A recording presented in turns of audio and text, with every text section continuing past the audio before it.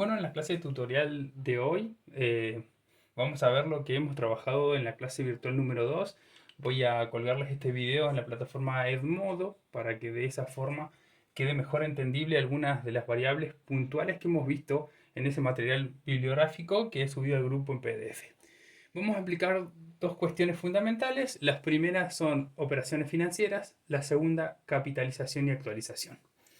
Vamos a darlo con un ejemplo.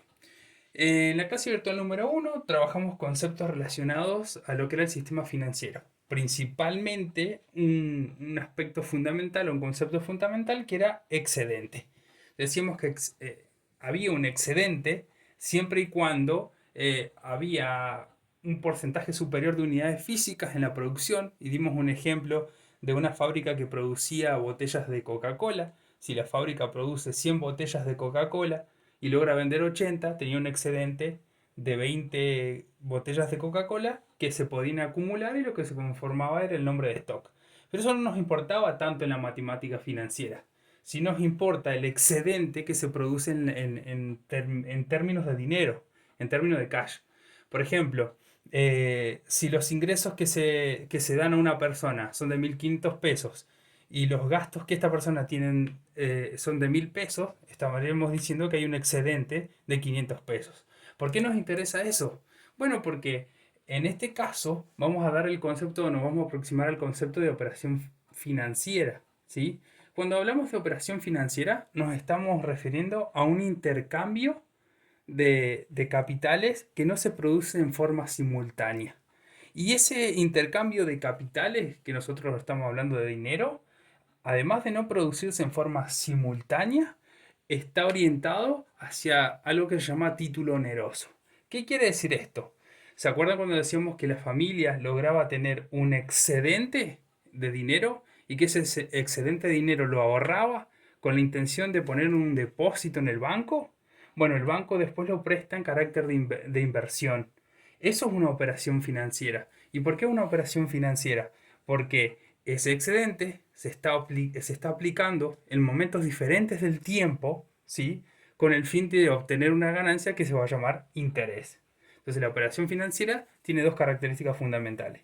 Primero, que se da en forma no simultánea, o sea, en diferentes momentos del tiempo, y la otra particularidad es que es a título oneroso. La idea es tener una rentabilidad económica, ¿sí? Después pasamos al concepto de capitalización y actualización, fundamental dentro de la matemática financiera. Hablamos de capitalización cuando intentamos expresar términos monetarios desde el presente hacia el futuro. Un ejemplo de esto es cuando nosotros hacemos un depósito en una entidad financiera con el fin de colocarlo en un plazo fijo y que a futuro me dé una rentabilidad o ganancia. Yo sí estoy hablando hacia futuro. Estoy eh, dejando dinero depositado, y ese dinero depositado a futuro me va a dar un interés. Lo que podemos ver más adelante cuando vemos interés compuesto es que ese interés que se genera es de carácter acumulativo en cuanto a que se capitaliza. ¿Qué quiere decir capitalizar? Que forma ser parte del capital. Un ejemplo de esto: si yo coloco en un banco un peso y el banco me paga intereses de 10 centavos, cuando se cumpla el mes de haber colocado ese peso, el banco me va a devolver el peso que yo le presté más esos 10 centavos que yo gané. Y ahora ya no voy a tener un peso, voy a tener un peso con 10. ¿Qué quiere decir? Esos 10 centavos en conceptos de intereses ahora pasan a ser parte del capital. Y ya voy a ir al banco y no voy a depositar un peso, sino un peso con 10. Y los intereses que me va a devolver el banco pasando un mes va a ser de 11 centavos. Y esos 11 centavos después van a ser parte del capital, y ya no voy a tener un peso con 10, sino un peso con 21. Y va a generar intereses por 12,5 centavos. Y así sucesivamente. Ese interés está capitalizando. Cuando hablemos de actualización, es el proceso inverso de capitalización. Es traer valores del futuro hacia el presente. Yo acá les tengo un ejemplo que es un billete de 200 pesos. Con este billete de 200 pesos, supongamos que ahora yo en marzo compro 2 kilos de pan. Mi pregunta es, con estos 200 pesos, en diciembre de este año, ¿voy a poder comprar 2 kilos de pan? La respuesta más factible sería que no. ¿Y por qué no? Bueno, porque las cosas aumentan, el pan está más caro. Yo puedo decir dos cosas, ¿sí? Que las cosas están más caras o que la plata vale menos. Van a escuchar muchas veces sus padres decir que los 100 pesos de antes es como los 1000 pesos de ahora. Eso es el concepto de actualización.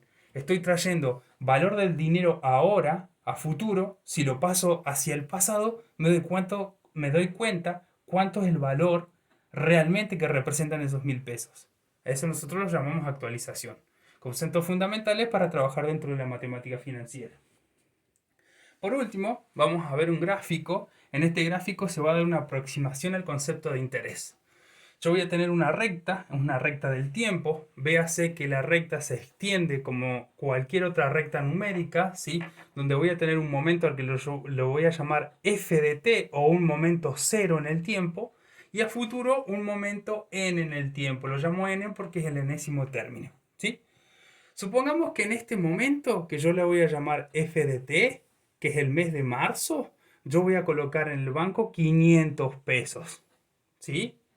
En un momento hacia futuro, que yo lo voy a llamar f de t más n. ¿Y por qué lo llamo f de t más n? Bueno, porque pasaron n cantidad de tiempos, ¿sí? Desde ese f de t pasaron 1, 2, 3 meses hacia futuro. Por eso es f de t más 3 o f de t más n.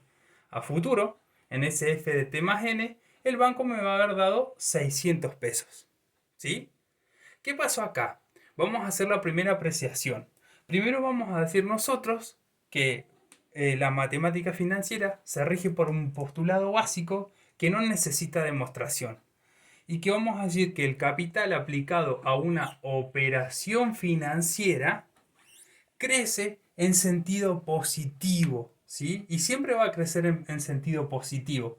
¿Y por qué va a crecer? Bueno, va a crecer porque va a pasar el tiempo. Por eso nosotros decimos que en este caso el interés es una función del tiempo.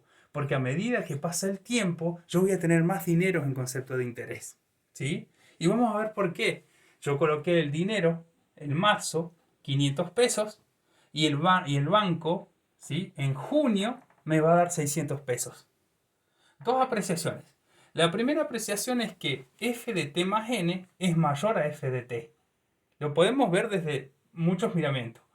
F de t más n, esto es mayor a f de t. Si nosotros lo analizamos en tiempo, obviamente es mayor. ¿Y por qué es mayor? Porque primero junio es mayor a marzo en cuanto a mes. Tenemos la variable tiempo que está sumando esta función de esta función, ¿sí?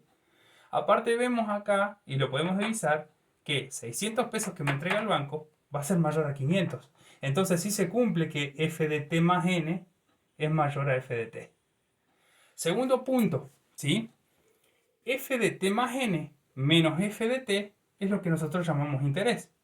Y evidentemente, si el banco me da 600 y yo coloqué 500, ¿cuánto van a ser los intereses que yo gané? 100 pesos, ¿sí?